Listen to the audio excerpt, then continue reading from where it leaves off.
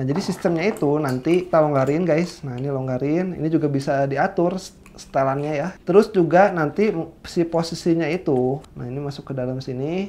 Nah, nanti si ini bakal ngedorong keluar. Ukuran dari ring yang ada di sini yang nanti masukin ke suling shock itu harusnya ngepas banget, ngepas tapi bisa. Halo guys, bertemu lagi bersama saya Gunadi Wijaya. Selamat datang di channel GW88 ya. Di video kali ini saya bakal ngasih tips and trick ke kalian yang mau nge-rebound shock kalian, yang shocknya itu jedag-jedug gitu ya, kayak video-video di TikTok, atau yang kalau ketemu polisi tidur shocknya itu malah jedag-jedag gitu atau keras gitu ya. Kalau shock depan kalian keras, otomatis ya beban ketika ngebentur jalan rusak itu malah langsung ke badan gitu, enggak diredam dulu sama si shock depannya. Itu sangat menjengkelkan sih menurut saya, apalagi saya kan orangnya itu sering mondar-mandir dari rumah ke tempat kerja, kan lumayan juga jauh gitu. Jadi saya pengen ngebuat shock saya itu empuk, enak, dan nyaman gitu ya. Karena tekstur jalan di Indonesia itu sekarang banyak banget yang rusak gitu ya. Saya juga aneh gitu, udah bayar pajak jalan masih aja rusak. Ini saya mau ngasih tahu alat yang harus kalian beli, atau rekomendasi alat tracker gitu ya, yang harus kalian punya ketika kalian mau nge-rebound shock kalian guys. Tracker ini tuh harganya menurut saya murah, cuman memang secara fitur itu bisa ngebantu kalian ketika melakukan pembongkaran shocknya, apalagi di bagian sealnya yang susah banget dibongkar kan ya. Ini bakal saya unboxing nih ya. Nah, ini nih trackernya ya. Ini ada tracker, satu lagi ini saya beli ini buat tracker ini nih. Ini tuh buat piston kaliper yang kalau kita ganti cakram kan si piston kaliper itu suka nonjok ke depan gitu ya. Nah, ini buat nempelin dia ke bawah lagi, ke posisi normal lagi. Nah, ini ditekannya sama tracker ini. Ini harganya murah sih. Ini walaupun memang bukan buat alat shock ya, tapi ini berguna buat kalian yang ganti cakram susah banget ngecokel-cokel piston buat apa ya, bahasa Sunda ngededet atau neken gitu ya, neken si piston cakramnya ke dalam. Nah, bisa pakai ini buat yang satu piston bisa, yang dua piston bisa gitu. Ini nggak penting, taruh aja. Nah, yang paling penting adalah ini. Nah, ini adalah tracker seal shock gitu ya. Nah, ini baru saya beli juga ini. Ini harganya murah kok, cuman 75.000. Ini saya beli di Jawa Tengah kemarin, karena di Bandung nggak ada gitu ya. Oke, kayak gini. Nah, ini handmade ya. Ini tracker no name gitu. Jadi ini memang buatan orang-orang kreatif ya di Indonesia gitu ya. Nah, ini memang bentuknya itu ya kayak gini, cuman ini fiturnya sangat ngebantu banget si tracker seal shock ini gitu ya. Jadi kan buat kalian yang belum tahu, kemarin saya juga udah ngupload video soal ngeganti ngeganti oli shock depan. Nah, itu kan saya ngebukanya dicokel pakai penyungkil ban buat ngebuka seal shocknya. Nah, itu kalau yang menggunakannya kurang ahli lah atau nggak tahu tekniknya ketika ngebuka seal shock pakai pencungkil ban, itu bisa ngebuat si bottom shock kalian, dinding atasnya itu jadi baret. Nah, kalau baret ya si oli gampang bocor gitu ya.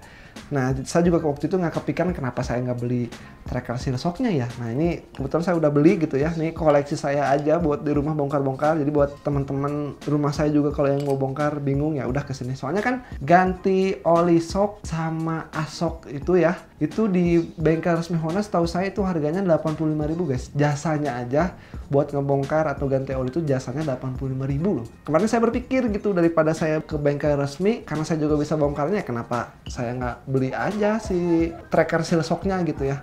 Nah, jadi buat cara penggunaannya, secara gambarannya itu gimana bang? Nah, ini saya udah beli seal shocknya ya. Ini ori Honda. Kalian jadi buat kalian yang ingin ganti seal shock, saya sarankan kalian ganti pakai yang ori gitu ya. Nah, jadi sistemnya itu nanti ini kita longgarin guys. Nah, ini longgarin, ini juga bisa diatur setelannya ya. Ini mau seberapa? Ini pengaturannya. Terus juga nanti si posisinya itu bakal kayak gini guys. Nanti kan ini si seal shock tuh secara gambarnya masuk ke dalam ya. Nah, ini masuk ke dalam sini. Nah, nanti yang ketika si seal shock ini udah kayak gini ya. Nah, kayak gini, ini kita kencengin guys pakai kunci ini nih. Ini kayaknya kunci 19, kalau nggak 22 deh nih. Tapi 19 kayaknya deh. Nah, nanti si ini bakal ngedorong keluar set gini. Nah, ini keren banget, jadi bisa ngebuat bottom shock kalian tuh aman karena ngebukanya itu pakai tracker, jadi nggak usah dicokel-cokel gitu. Jadi ini ketarik dan masuk ke dalam sini guys. Nah, ini tinggal diatur-atur aja. Oke, itu cara gambarannya ya. Nanti secara prakteknya bakal saya videoin lagi di video pemasangan kemarin cakram sama ganti oli shock saya gitu ya. Terus juga tips and triknya bang, kalau oli shock itu yang bagus apa gitu ya. Yang kalau yang bagus mas saya pernah coba itu merek Lucas, itu yang paling bagus. Karena buat oli shock itu harus oli yang minim buih guys. Kan si Lucas itu mahal ya, harganya itu bisa ratusan ribu gitu ya waktu saya pasangin buat motor teman saya gitu ya. Ini ada alternatif murah. Nah olinya itu bukan oli shock tapi oli dari sel, ini tuh adalah oli transmisi gitu ya. Nah, ini oli transmisi ini buat oli transmisi mobil guys. Kenapa? Karena setahu saya tips and trick ketika kalian nge-rebound shock atau ngebuat si shock kalian empuk, jangan sesekali mengurangi takaran oli. Karena kalau mengurangi takaran oli itu bisa ngebuat bottom shock kalian jadi baret. Kenapa baret? Karena sistem pelumasannya itu olinya itu kurang, jadi gak bisa melumasi keseluruhan. Nah, tipsnya adalah kalian menggunakan oli yang kentalnya itu lebih kental dibanding yang original gitu ya. Jadi kalian mainkan kekentalan, takarannya itu ya standar aja gitu. Misalnya kalau bit karbu itu 65 contohnya gitu, 65 atau vario karbu 70 mili, ya udah pakai 70 mili. Cuman kita di sini main kekentalan olinya. Nah, oli transmisi mobil ini bisa juga saya pakai ke shock breaker saya gitu, dan rasanya itu enak empuk gitu. Jadi si nge-rebound itu ya nggak seenak pakai oli yang khususnya gitu ya, tapi ini tuh lebih empuk dibanding yang originalnya guys. Oli ini tuh selain bisa pakai buat oli shock, ini juga bisa pakai oli gardan gitu ya. Jadi oli gardan motor saya pakainya itu yang ini gitu. Jadi kalian nanti kalau pengen beli carinya itu sel Spirak yang S5 ATF-X gitu ya. Jadi buat kekentalannya olinya itu kalau nggak salah ini tuh 80/90 W gitu ya. Nah ini sama banget kayak spek dari oli gardannya Motul. Setahu saya kan Motul 80/90 W gitu ya. Makanya ini apa ya, karena saya itu jarang banget ya ganti oli shock, jadi kenyang banget buat kalian yang ingin beli ya. Karena ini ukuran 1 liter jadi bisa masukin ke oli gardan, kan oli gardan itu 120 mili ya. Buat harganya sendiri ya ini memang lumayan agak mahal gitu ya. Harganya itu bisa 70 ribuan. Ini kalau saya beli itu 73 ribu 1 liter. Jadi kayak gitu. Terus juga tips yang ketiganya, kalian itu jangan beli asok yang lokal. Ini contohnya nih yang lokal ya. Mohon maaf nih buat produk lokal gitu ya. Kenapa? Karena dari sekian banyak asok yang saya temui merek-merek lokal, sebetulnya besi asoknya itu nggak masalah yang lokal karena bahannya juga sama gitu ya. Di permasalahannya itu ada di ujung sininya guys. Nah di ujung sininya itu dia itu apa ya, jadi si teflon atau ringnya itu nggak pas sama si suling shocknya. Nah kalau misalnya nggak pas atau longgar ya otomatis ya nggak bisa meredam oli gitu ya. Jadi si oli itu langsung war gitu ya. Jadi karena memang si celahnya itu terlalu besar. Nah harusnya itu ukuran dari ring yang ada di sini yang nanti masukin ke suling shock itu harusnya ngepas tapi bisa apa ya, masih bisa gerak gitu ya.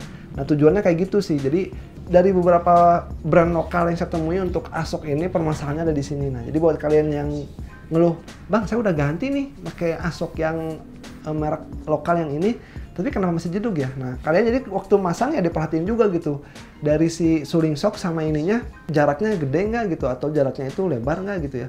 Jadi saran saya sih belinya yang ori, karena cuman yang ori yang si ring di dalamnya itu ngepas banget sama suling shocknya itu kayak gitu ya. Oke guys, paling segitu aja untuk video kali ini. Jangan lupa kalian juga tonton video saya yang lainnya. Follow juga saya di TikTok ya. Nah, akun TikTok saya ini GW88 Official. Terus aja pantengin channel GW88, nanti saya bakal praktekin cara penggunaan dari tracker seal shocknya ya. Oke, sampai ketemu di video selanjutnya. Saya Gun Wijaya, mohon pamit. Bye-bye.